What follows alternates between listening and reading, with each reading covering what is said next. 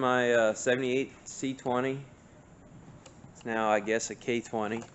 I couldn't get a full 1-ton front diff. I couldn't get a Dana 60 that would work for this. They're just hard to come by. But I just kept the stock. It's got the original 14 bolt full floater.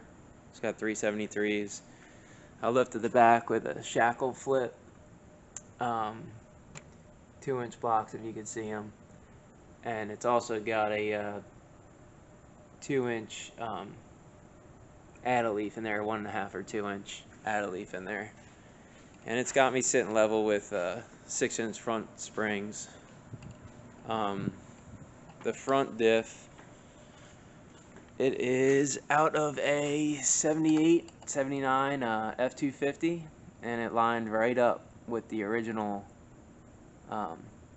hangers for this truck. I took the hangers off another 4-wheel drive truck, drilled the holes and bolted it in. It wasn't that difficult, and the whole 2-wheel drive suspension drops right out, which is nice. Got crossover in there. I've got the well, it's nice. This actually, I've got the bigger Ford brakes on there. This is a Dana 44 from that F250, and it's the only thing I can find right now. If I do find a 60, I'll throw it in there, but I haven't had any luck. And this thing's holding up just fine. I mean, I've towed a bunch with it, and haven't had any issues really. This is it. It's a mess wiring wise right now, but I'm gonna get that all organized eventually. We'll see when I do get to that. But what we're gonna work on here is the fuel shutoff switch. I'm not sure if you could see it in there. Solenoid would bolt. It would be attached to that bracket right there. Right here, and what I have is just a choke cable ran to it, and it was working well. The choke it was a cheaper choke cable off Rock Auto. It was like $3 or something, and you know, it's just not holding up right now. But it basically just runs right into the cab. I got 2nd gen Dodge seats in this thing too. It's got a MV 4500, an MP 241 HD from a 2nd gen also a wiring mess in here. But there's a choke cable right here, and that's what I use to shut it off, turn it on. So what I'm gonna do, I'll just walk you through. I'm gonna put a heavier duty one in there. I'll just walk you through how simple it is to do. Takes no longer than 10 to 15 minutes or so. Hey, so here's the choke cable I got off of Amazon. Here's the part number if anyone's interested in it. If it will focus. Let's see. I don't know. I think it was $15 or something on Amazon. It's definitely a lot heavier duty than the other one I had. Way heavier built. So this one should work really well. So we'll throw it in there and show you guys how it works. So here's a fuel shutoff solenoid holder, and what I did, I just put a spring. You can see it right here. It's a little tight. I put a spring here so it keeps the fuel wide open, because I had issues before where I didn't have a spring on it and it wasn't allowing the arm to open the whole way, and I thought I had a fuel issue, and I was looking for all kinds of stuff, change filters, and deleted the fuel heater down there, and it ended up being just the arm just wasn't open the whole way, so it wasn't allowing the full amount of fuel to flow through. But now I got that figured out, and this thing, it runs awesome. I mean, I'm running like 16 degrees of timing, and it, I mean, I don't have it turned up too much, but I mean, she makes about 40 pounds of boost almost instantly. But then I made this little bracket down here, another one that's probably hard to see, and it's actually off a transmission, just like a one of those tools that comes with a clutch kit. I just bent it, and so all you need is I just need to loosen up these two 8mm. That way I can pull this cable out.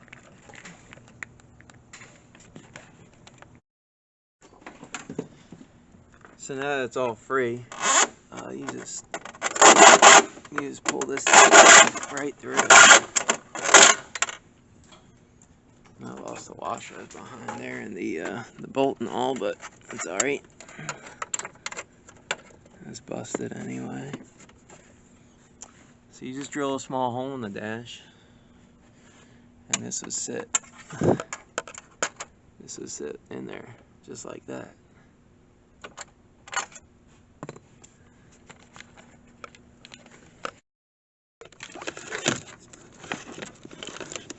Alright. So I'm just gonna tighten these bolts up, or nuts up, that go to the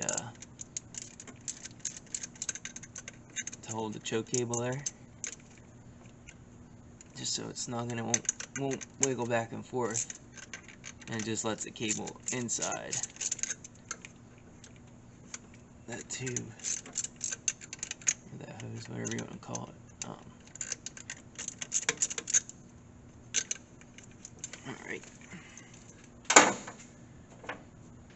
Alright, and then we got it stuck through the, I don't know what, I forget what was connected to this because it's been so long, but it was connected to the fuel shutoff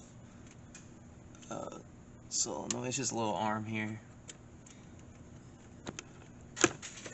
and I'll just it's 8mm, and I'll just clamp this thing inside of it.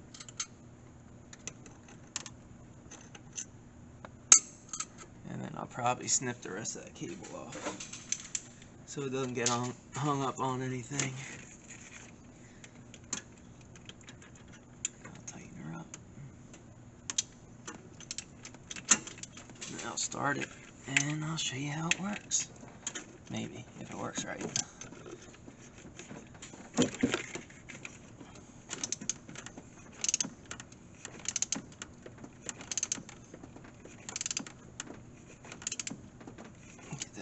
Clamp down on there. There you go. Don't mind my throttle cable here. It's what I have laying around. And I had that laying around.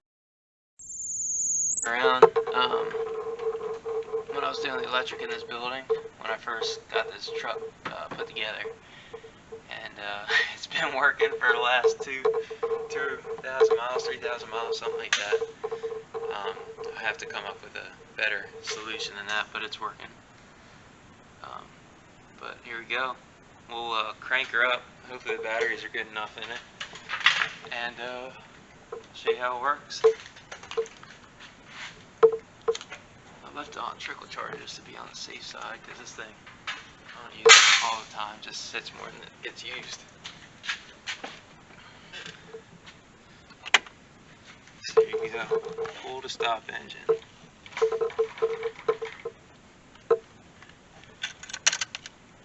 Huh. She's totally dead.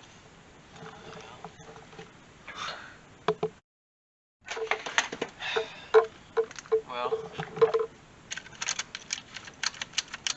got nothing, so I'm not real sure what's going on here.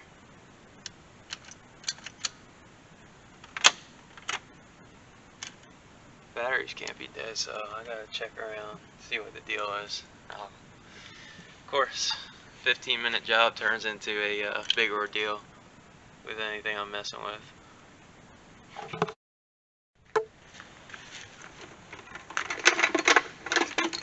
battery's totally dead.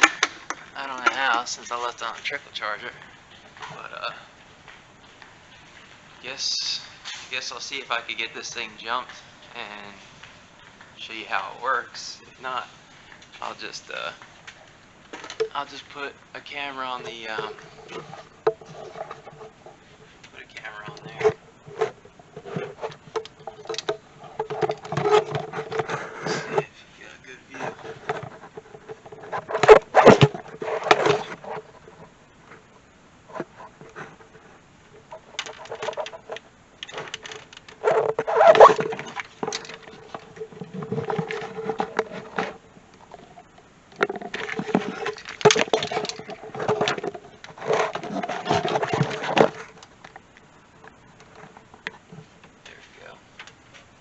This is what we want to see that arm. We want to see that arm completely pull back. See if it works.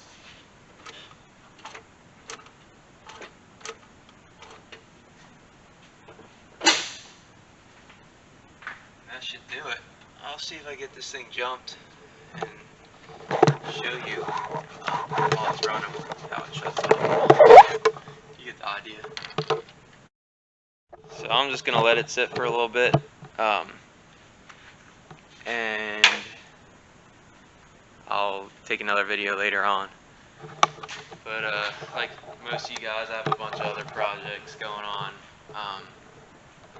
Here's a 6.0 MV4500. I'm putting in a 84 short bed Chevy. It was a well, there it is.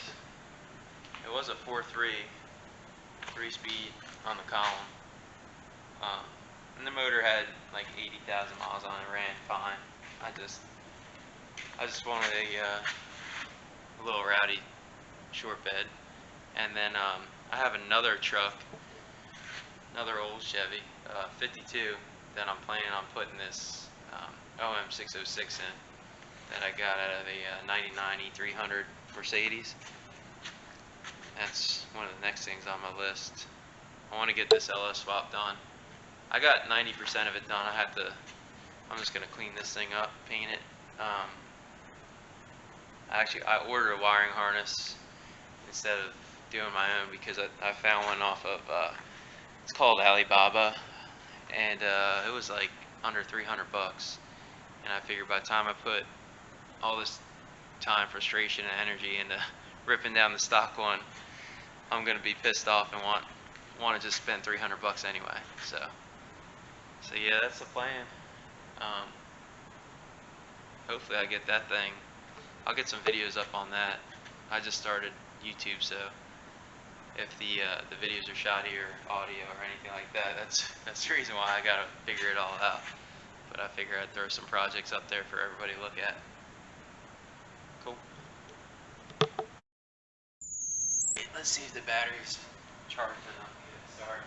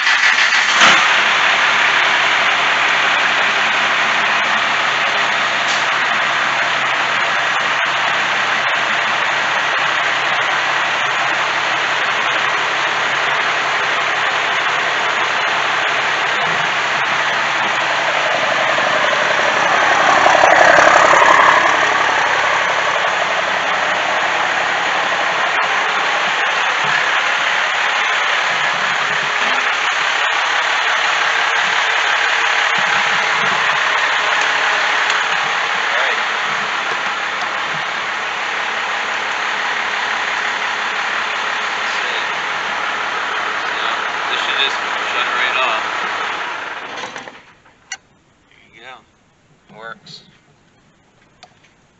Super simple, especially if your batteries are charged up enough to start the thing. But yep, that's about it.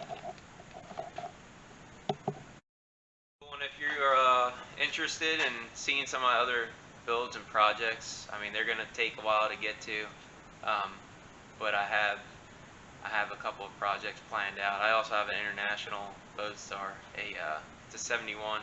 I'm going to put it on a 95 Dodge 1-ton dually chassis with a 12 valve and an MV 4500 5-speed. So I got all those going on. If you're interested in seeing that kind of stuff, or you liked what you saw today, just give me a thumbs up. And if you want to see the other stuff, just hit the subscribe button, and I'll try to figure out the best way to do this whole YouTube thing. But alright, thanks a lot for tuning in, and have a good day.